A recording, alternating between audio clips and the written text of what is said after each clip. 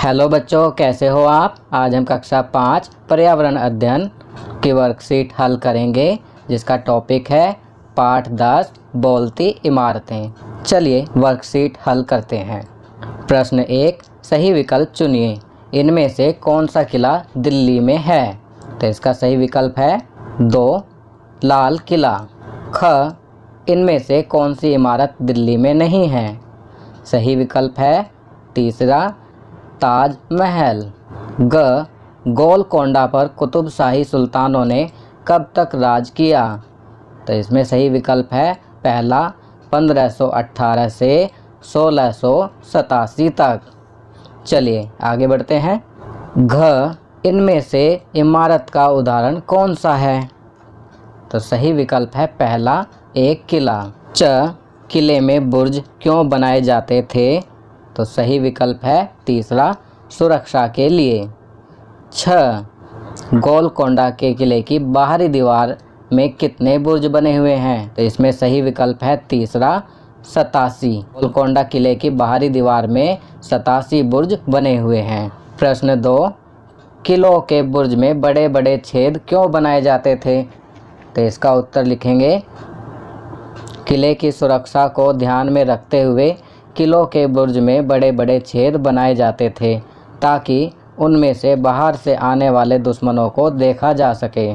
चलिए अगला प्रश्न करते हैं। प्रश्न 3, आजकल बिजली से चलने वाली मोटर से पानी ऊपर की मंजिलों तक पहुंचाया जाता है। विचार कीजिए कि पहले के समय ऊंचे ऊंचे किलों में पानी कैसे चढ़ाया जाता होगा। तो बच्चों इसका उत्तर लिखेंगे, पहले के समय में ऊंचे ऊंचे किलों में पानी मिट्टी के पाइपों के द्वारा रेहट को बैलों की सहायता से चलाकर पहुंचाया जाता था। चलिए अगला प्रश्न करते हैं।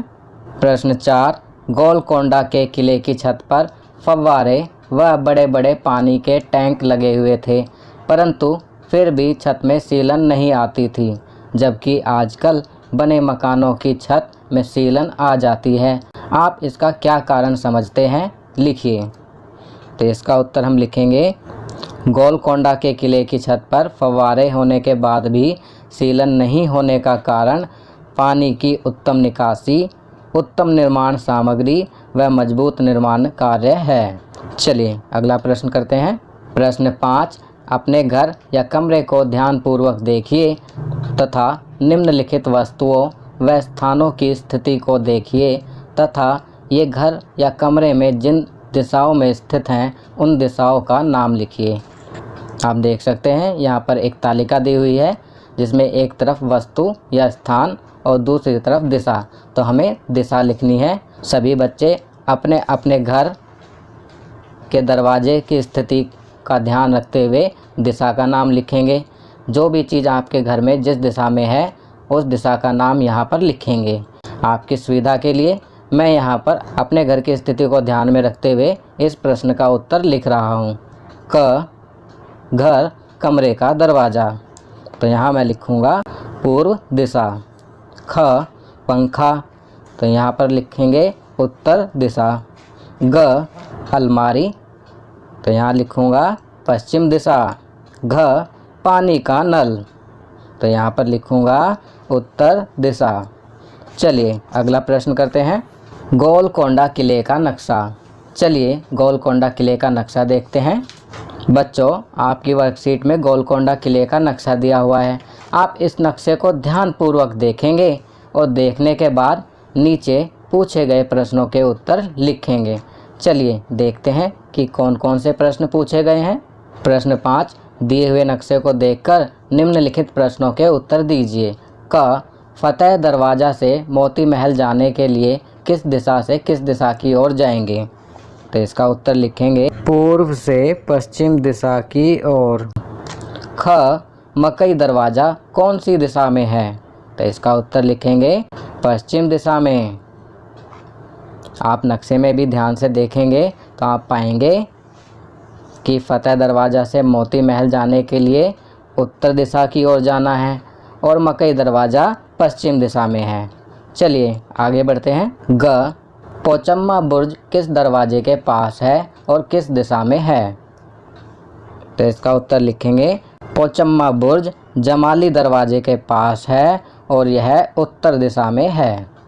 प्रश्न 6, पुरानी इमारतों या किलों में जब लोग घूमने जाते हैं तो कुछ लोग उनकी दीवारों पर लिख देते हैं अथवा इमारतों को नुकसान पहुंचाते हैं।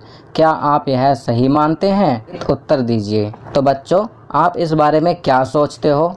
आप यहाँ पर अपने विचार लिखेंगे कि अगर आप इसे सही मानते हैं तो क्यों सही मानते हैं, और अगर इसे गलत मानते हैं तो क्यों गलत मानते हैं। तो आप इसका उत्तर स्वयं लिखने की कोशिश करेंगे। आपकी सुविधा के लिए मैं यहाँ लिख रहा हूँ, हम इसे सही नहीं मानते क्योंकि पुरानी इमारतें हमारी ऐतिहासिक धरोहर हैं और ऐसा करने से हमारी ऐतिहासिक धरोहर को क्षति पहुँचती है और किसी भी नागरिक को ऐसा करना बिल्कुल भी शोभा नहीं देता कि वह किसी ऐतिहासिक इमारत या किसी भी इमारत को क्षति पहुंचाए। चलिए आगे बढ़ते हैं। बच्चों, आपकी इस वर्कशीट के साथ जीवन कौशल की वर्कशीट भी संलग्न की गई है। तो चलिए इस वर्कशीट को भी पढ़ते हैं। जीवन कौशल, व्यक्तिगत स्वच्छता।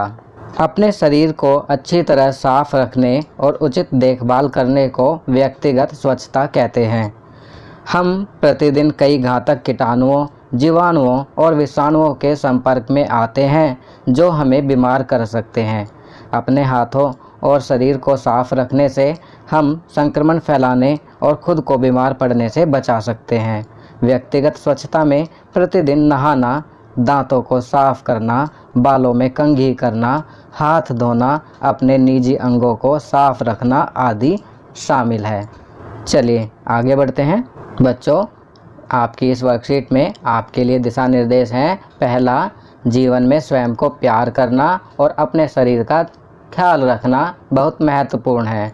अपने परिवार के साथ चर्चा करें और इस पर अपनी राय दें। दूसरा, कविता, गीत, नृत्य, भाषण के माध्यम से व्यक्तिगत स्वच्छता के महत्व को व्यक्त करें और अपने शिक्षक को इसकी 1 या 2 मिनट की रिकॉर्डिंग साझा करें। तो आप अपने शब्दों में कविता के माध्यम से, गीत के माध्यम से, नृत्य, भाषण के माध्यम से बताएंगे कि व्यक्तिगत स्वच्छता क्यों ज़रूरी है और इसकी रिकॉर्डिंग करके आप अपने अध्यापक अध्यापिका को भेजेंगे। तो बच्चों, ये वर्कशीट यहाँ कंप्लीट होती है। अगर यह वीडियो आपको अच्छी लगी तो इसे लाइक एंड शेयर ज़रूर करें। अन्य विषयों पर बने हमारे लेटेस्ट वीडियोस को देखने के लिए चैनल को सब्सक्राइब करना ना भूलें और देखते रहिए हमारा channel knowledge kingdom. Thank you.